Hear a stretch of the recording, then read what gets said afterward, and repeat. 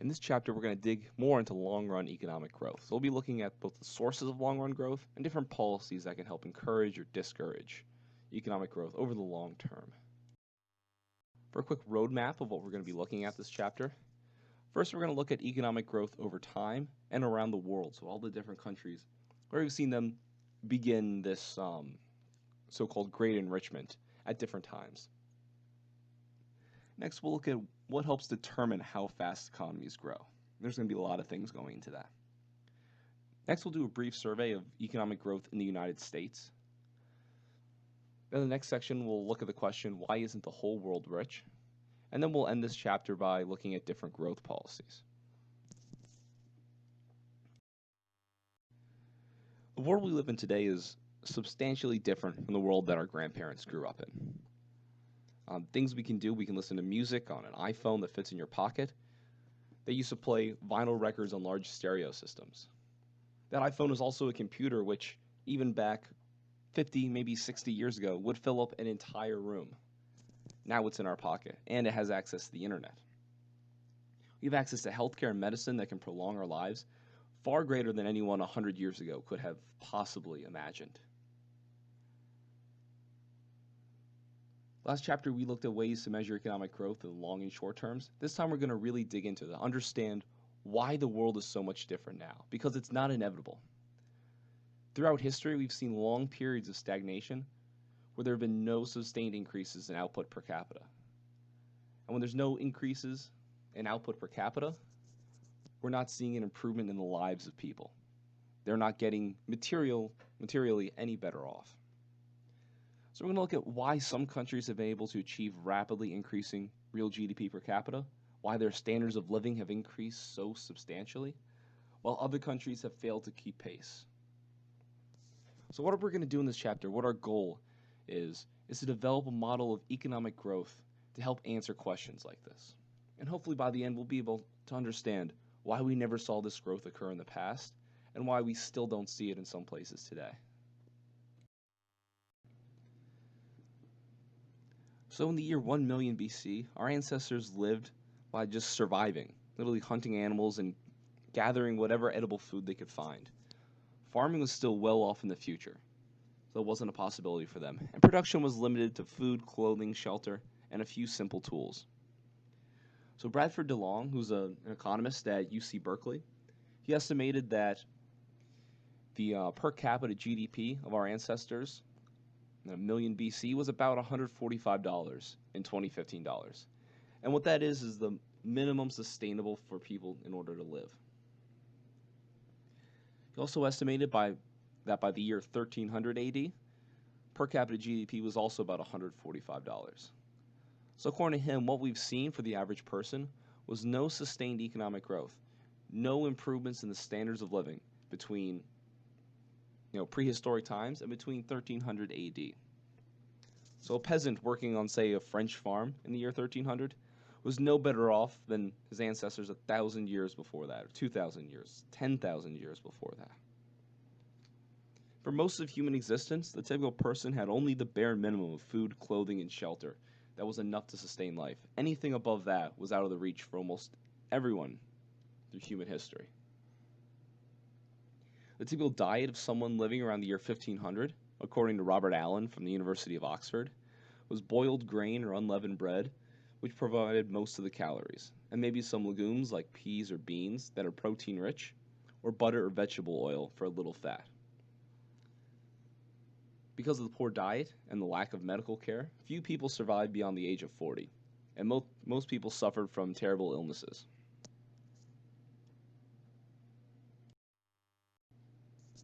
Significant economic growth didn't really begin until the Industrial Revolution. The Industrial Revolution was the application of mechanical power to the production of goods, which began in England around 1750, and generally in Western Europe. Belgium and Holland also had beginnings of the Industrial Revolution along with England. Before this period, the production of most goods had relied on human or animal power, so we saw very little gains in productivity over time. But once we began using these new inventions and machinery in order to reduce the number of people required to produce goods or the amount of time it took to produce goods, we're able to produce them more cheaply, more quickly, and more per person, so we could begin to raise our standards of living. And over time, this began to compound, and more societies joined in the Industrial Revolution. So while it was initially just England, Holland, Belgium, eventually other countries like the US, France, and Germany began to experience this long-run economic growth, the so-called takeoff from living in extreme poverty. There are many different theories about why suddenly we began to experience growth in Holland and then in Great Britain. And we'll cover a lot of those theories later, at least an overview of those theories. But right now I want to talk about Nobel laureate Douglas North. He studied long-run growth for years, and he argued that it was the Glorious Revolution of 1688 in Britain, which was a key turning point in their economic history. After the Glorious Revolution, it was the British Parliament rather than the king that controlled the government. Because we had this decentralized government and we had the conflict between the king and the parliament for power, ensuring neither got too powerful and were able to exercise, pure discretion over the country. They also developed a court system outside of the king, an impartial arbiter to decide these cases rather than, again, the king just exercising pure discretion. These two things combined to give Britain an amazing rule of law and sound property rights, which allowed them to reinvest the profits that people made from these new inventions, from these entrepreneurial actions, and which encouraged long-run growth to compound over time. Because Parliament was able to limit the discretionary power of the monarchs in England, the government was able to make credible promises regarding upholding property rights, protecting wealth, and eliminating just arbitrary tax increases. So according to North, it was this that made entrepreneurs willing to make the investments necessary for the Industrial Revolution to take hold. So inventions like the steam engine, the spinning jenny, the water frame, these were able to be invented because they had secure property rights. They knew if they invented it, they'd be able to keep the profits that they earned from that. They knew it wasn't going to be expropriated and just taken by the monarch, which was something that people were worried about for thousands of years before that. The figure on this slide shows Bradford DeLong's estimated average annual growth rates for the world economy.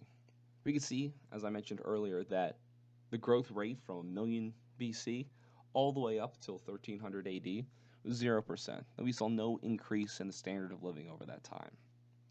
Then from 1300 to about 1800, we see a 0.2% annual growth rate, which is what DeLong estimated based off of historical writings.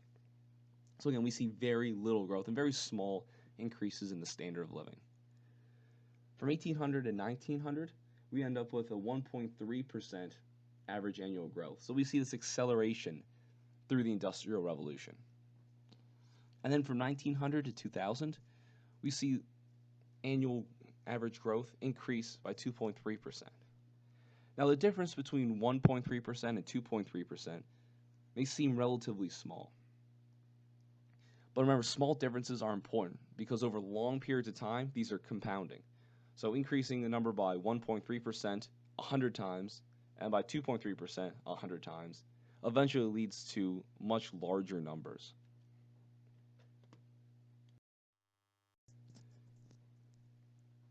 So to use some numbers for this example, over a period of 50 years, 1.3% growth annually leads to about a 91% increase in real GDP per capita, which is a pretty good increase.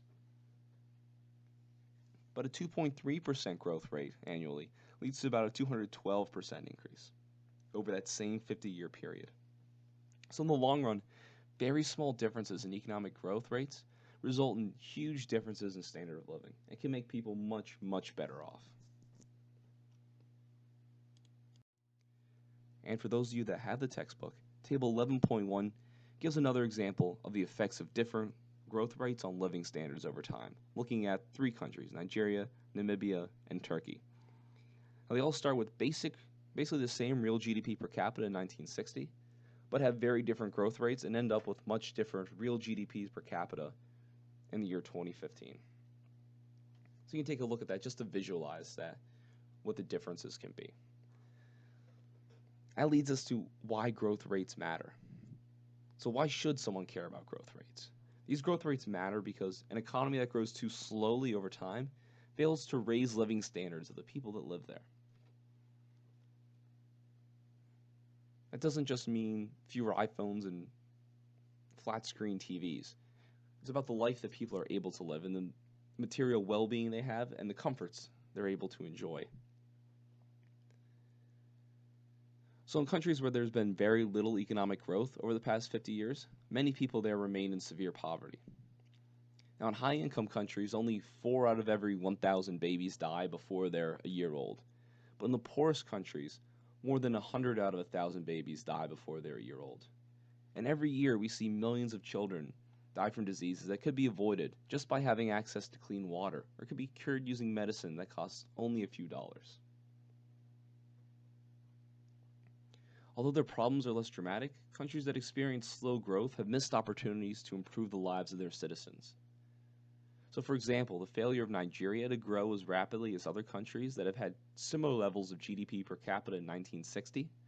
So countries like Namibia and Turkey that were starting at the same level in 1960, they experienced much faster growth in GDP than Nigeria. So Nigeria has far more people left in extreme poverty that have not been able to escape, when in other nations that were similarly situated in 1960 have had many more people able to escape. Economists often refer to the high-income countries, or the industrialized countries, or the weird countries, the Western, educated, industrialized, rich, and democratic, of Western Europe, Australia, Canada, Japan, New Zealand, and the United States, in comparison to the poor, what we call developing countries in much of the rest of the world. In the 1980s and 1990s, we saw some countries progress out of the developing category. So countries like Singapore, South Korea, and Taiwan. Sometimes we refer to these as newly industrializing countries.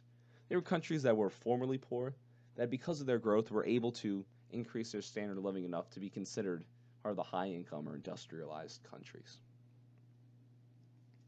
So real GDP per capita is markedly different across the world, even when you correct for the cost of living differences.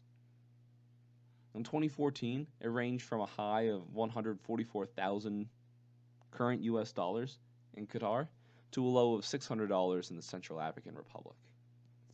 So we see a wide dispersion across the world of per capita GDP, of different living standards, based on what country people live in. And here we have a world map showing those differences in per capita GDP. So we have the countries in green that have a per capita income of greater than $20,000. All the way down to the countries in yellow, which have a less than $2,500 per year per capita GDP.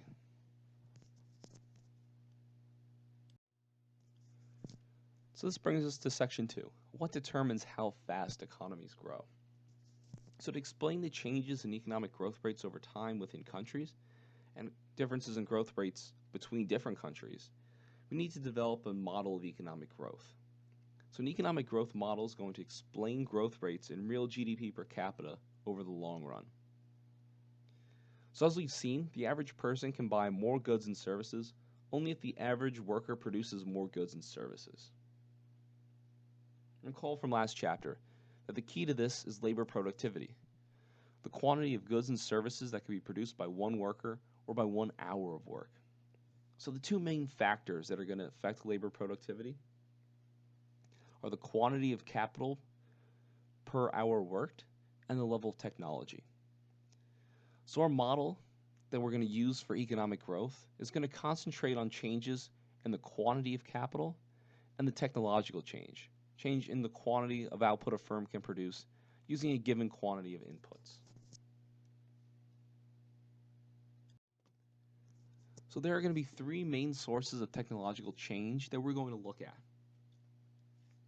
The first is better machinery and equipment. So beginning way back with the steam engine during the Industrial Revolution, the invention of new machinery has been an important source of rising labor productivity. Today, continuing improvements in computers, factory machine tools, electric generators, many other machines contribute to increases in labor productivity. So this is a very important part of improving labor productivity. The next source is increases in human capital. So when we normally say capital, that refers to physical capital. So things like computers, factory buildings, machine tools, warehouses, trucks, things like that. Physical things that are used to help produce goods. The more physical capital that workers have available, the more output that they're able to produce. But there's also human capital. And human capital is the accumulation of knowledge and skills that workers acquire from education and training or from their life experiences. Now, as workers increase their human capital through education, through on-the-job training, or through their experience just from working the job for years, their productivity is also going to increase. So basically, the more educated and the better trained workers are, the greater human capital we have. And the greater human capital, the better long-run growth we're going to see. And finally, better means of organizing and managing production. So labor productivity increases if managers do a better job of organizing production. So one example is the just-in-time system, which was developed by Toyota years ago. And it involves assembling goods from parts that arrive at the factory exactly the time workers need them. This sounds simple, but it was revolutionary for the time. And what it allows firms to do is have fewer workers there to store and keep track of parts in the factory, and allow them to have less space where they have to store parts for long periods of time. So the quantity of goods produced per hour worked increases. At my summer job, I worked in a dorm furniture factory in the warehouse, and I can tell you about just how often people working in the warehouses are able to lose some of this stuff, how they're able to misplace it, and how much time it takes to dig it out if you've accidentally buried something, or to actually look for it when someone's waiting around needing it on the assembly line. So this can save a lot of money and make workers much more productive. Now, it's important to note that a technological change is not the same thing as just getting more physical capital, so building another factory or getting another machine. New capital can embody technological change, so like when we use a faster computer chip in a new computer, but adding more capital that's the same as the existing capital is not a technological change. So basically, to summarize this, a country's standard of living will be higher the more capital workers have available on their jobs. And the better the capital, the more human capital workers have, and the better job managers do in organizing production. Often when we analyze economic growth, we look at increases in real GDP per hour worked and increases in capital per hour worked. So we use measures of GDP per hour and capital per hour rather than per person, so that we can analyze changes in the underlying ability of an economy to produce more goods with a given amount of labor. So we don't have to worry about changes in the fraction of the population working or in the length of the workday. It makes it much more easier to standardize. So we can illustrate this growth model using the per worker production function. The per worker production function is a relationship between real GDP per hour worked and capital per hour worked.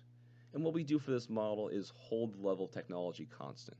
So in this case, we're assuming there's no improvements in technology. So no better machinery that's being adopted, no increases in human capital, and we don't have better means of organizing and managing production. We're only looking at the effect of capital per hour worked on real GDP per hour worked. Remember, a lot of times when we use models, we have assumptions. We make assumptions to hold other things constant, other variables we're not looking at, so we can just focus on the relationship between two specific variables, and it makes our analysis much easier. So in this model, you can see drawn on the right, the first units of capital are going to be the most effective. They're going to increase the output per hour the most. And then subsequent increases in capital per hour is going to result in what we call diminishing returns. So we end up with smaller and smaller incremental increases in output as we add more and more capital. So for example, increasing capital per hour worked from $75 to $100 is going to increase the real GDP per hour worked from $48 to $53. So that's an increase of $5. Now another $25 increase in capital per hour worked which moves us from $100 to $125, increases real GDP per hour worked from $53 to $57. So it's an increase of only $4. So that additional $25 of capital is resulting in a smaller and smaller increase in real GDP per hour worked. So why are there diminishing returns to capital? So think of a real simple example in which you own a pizza restaurant.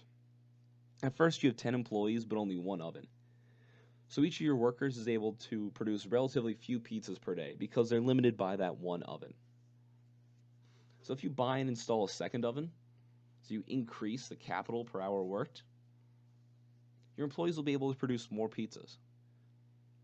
And adding additional ovens to that will continue to increase your output, but it's going to be by increasingly smaller amounts. So for example, when you add a 20th oven to the 19 pizza ovens you already have with your 10 employees, you'll not increase the pizzas that each worker is able to make by nearly as much by adding that second oven did.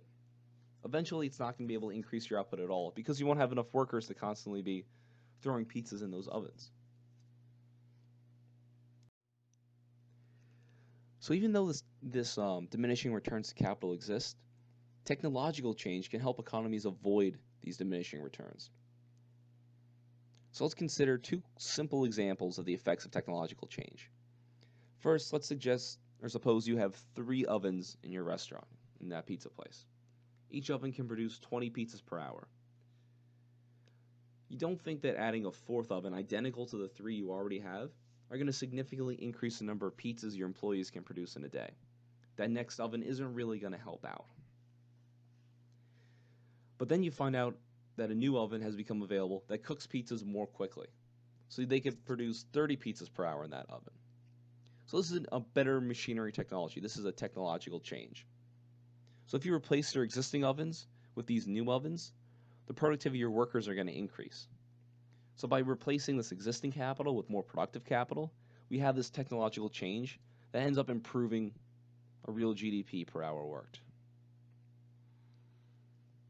Alternatively, maybe you realize suddenly that the layout of your restaurant could be improved, that there's something lacking there that's reducing your worker productivity. So maybe the pizza dough is on the shelves at the other end of the kitchen from the ovens. So your employees have to spend time walking back and forth, running over each other. That slows them down when they're trying to make pizzas. So if you place the pizza dough closer to the ovens, you can improve the productivity of your workers. So again, this is better means of organizing and managing production. And through this, you can improve the technology, have a positive technological change, and increase your output. Now, if a country is relatively lacking in capital, so like many developing countries, increases in capital can be very effective at increasing real GDP per capita. So if there's very little capital already, remember those early increases in capital is going to have substantial increases in output. But when you have countries that have a lot of capital already, the amount of capital they have is relatively high, technological changes become a much more effective way to increase output per hour. So in the United States today, for example, increasing capital isn't going to increase output very much. We have a lot of capital. What the United States needs to continue economic growth is to increase positive technological changes.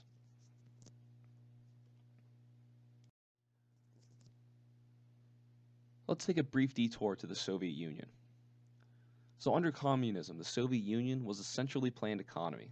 It basically means that the government had a central planning board that determined what would be produced, who would produce it, how they would produce it, and who got the final products. So the government made pretty much all the production and pricing decisions. What the Soviets did was concentrate on improving their capital stock. When the Soviet Union overthrew Tsarist Russia in the early 20th century, they were a poor agrarian nation. They had very little capital, very little manufacturing in the entire country. Throughout the 50s, the Soviet Union concentrated on improving their capital stock, so increasing the amount of capital they had per worker. And through the 1950s and 60s and 70s, it appeared like this was going to be incredibly effective. That soon the output from the Soviet Union was going to outpace that of the West. This is widely believed by not just economists, but other people studying the Soviet Union, from journalists to people working for like the U.S. State Department. But the problem with the Soviet Union was that managers had no incentive to develop new ways of doing things. And they didn't have to worry about competition from other forms. So they had no incentive to try to produce more cheaply. So what this ended up doing was slowing technological change and resulted in slowing growth of rates in output for the Soviet Union. At first, they saw substantial increases in output because they were increasing their capital stock from very little. But over time, once their capital stock became quite large, there were very small increases in real GDP per hour worked as a result of this additional capital they were using. At this point, what they needed to keep growing was technological change. And we can talk a lot about the problems of the Soviet Union, but this is just one example of the importance of technological changes once you begin to build up a large capital stock. So it helps highlight an example that highlights our model in the real world. So the model of economic growth that we've been working with so far was first developed in the 50s by Robert Solow, who won the Nobel Prize in economics. So according to his model, productivity growth is the key factor in explaining long-run growth in real GDP per capita. Some economists believe this model is incomplete, that there's problems with it, because it doesn't explain the factors that determine productivity growth. Solow didn't seek to explain the technological change. He just treated it as the result of scientific discoveries by chance. And that's all he was looking to do for his model, because he was looking at the causes, looking at the effect of capital, looking at the effect of technology. So basically, the model was good for his purposes, but it doesn't explain everything. And Paul Romer, I had to correct the slide because these slides are a couple years old, and since they've been written, Paul Romer has won the Nobel Prize as well. He developed a new growth theory in order to provide a more complete explanation of the sources of technological change that underlie productivity growth. So what Romer argues is that how individuals and firms respond to economic incentives affects the rate of technological change. Earlier accounts of economic growth did not explain technological change, or they attributed to factors like chance scientific discoveries. So Paul Romer argues that the accumulation of what he calls knowledge capital is a key determinant of economic growth. Firms add to an economy's stock of knowledge capital when they engage in research and development or otherwise contribute to technological change. We have seen that accumulation of physical capital is subject to diminishing returns. So increases in capital per hour worked led to increases in real GDP per hour worked, but at a decreasing rate. So what Romer argues is that the same is true for knowledge capital at the firm level. So when firms add to their stock of knowledge capital, they increase their output, but they do so at a decreasing rate. But when we turn to the entire economy, instead of looking at just the firm, Romer argues that knowledge capital is subject to increasing returns. And now these increasing returns exist because once knowledge is discovered, it becomes available to everyone. The use of physical capital, like a computer, like an individual drill, is rivalrous because when one firm uses it, other firms cannot. Only one can physically own it and use it at one time. And it's excludable because that firm that owns the capital can prevent others from using it.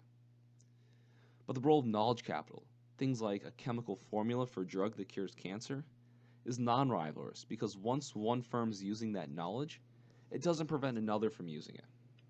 So knowledge capital is also non-excludable. And this is because once something like chemical formula becomes known, it becomes widely available for firms to use.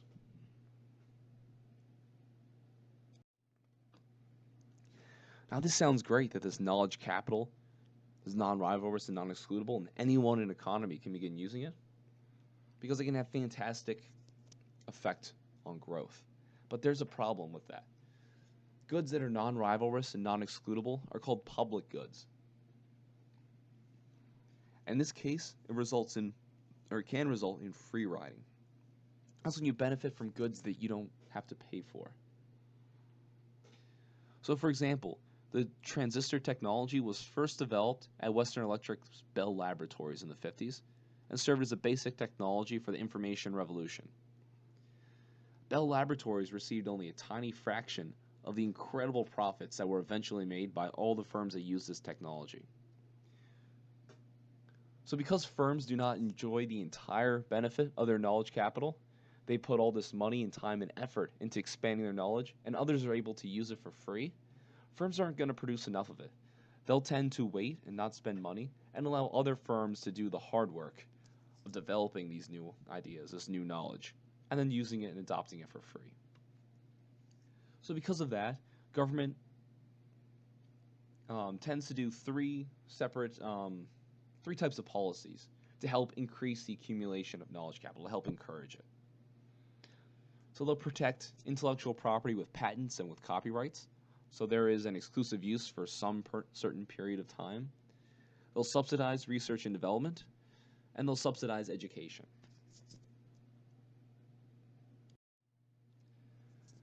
Governments seek to protect intellectual property through the use of patents and through copyrights. Now, what these do in effect is allow firms to benefit from their own research and development because it increases their incentive to perform it.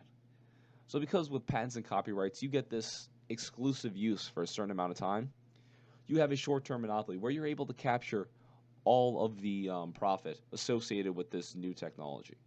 Then over time, once that certain time period is reached, it goes into what's called the public domain, and then at that point, anyone can use that knowledge for free. So patents are the exclusive right to produce a product for a period of 20 years from the date that the patent is applied for. So they chose 20 years as an attempt to balance the chance for the firm to benefit from its invention, so to encourage them to actually engage in the research and development, against the need for society to benefit from it cheaply. And the other type is copyrights. At least they're similar, but they're for creative works, so things like books or films. And they grant the exclusive right to use that creation for 70 years after the creator's lifetime ends. So for the author or the artist's entire life, plus 70 years after they die. So governments also directly subsidize research and development. Sometimes they perform the research themselves, so like NASA or the National Institute of Health, or they say they subsidize researchers at institutions like universities or even private places. They can also provide tax incentives to firms for performing research and development. By subsidizing it or by making it less costly, by giving them tax incentives, they make it more likely that firms will engage in research and development. So that way it's less expensive. So even though they're not capturing the full benefits, they are doing so at a reduced cost. So it still makes sense. They'll still encourage them to do more. And finally, the government can subsidize education. So in order to actually do research and development, workers need to be technically trained. They need to be very knowledgeable in the subjects that they're working with. So if a firm provides this training to workers, they can recoup that cost of education by paying the workers lower wages, and that'll decrease the incentive for workers to take such jobs. So one solution to this is have government subsidize education, as it does in all high-income countries.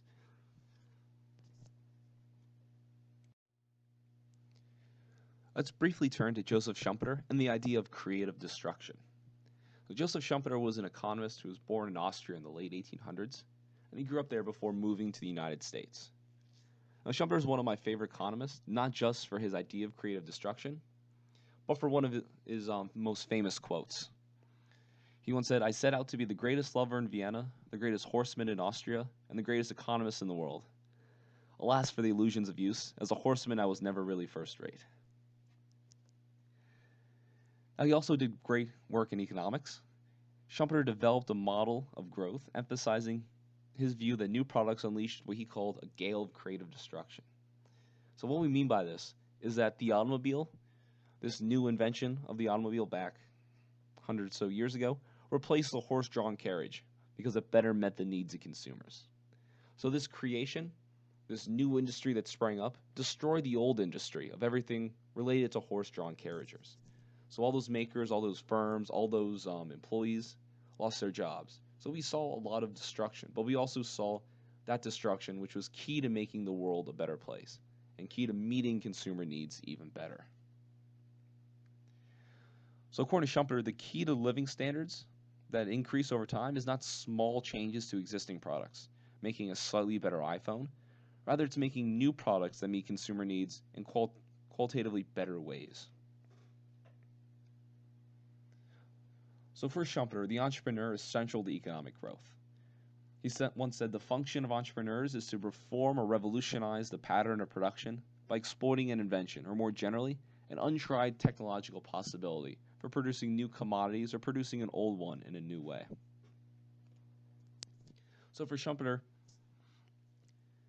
in his theory, the profit an entrepreneur hopes to earn provides the incentive for bringing together the factors of production and for taking that risk of trying something new, to start new firms or to introduce new goods or services. And these successful entrepreneurs can use their profits to finance the development of new products that are better able to attract funds from investors. So for him, the importance for long-run growth is entrepreneurs. It's these people taking new ideas. The same basic idea of Romer about this knowledge capital, about these new knowledge, these new products, these new technological advancements.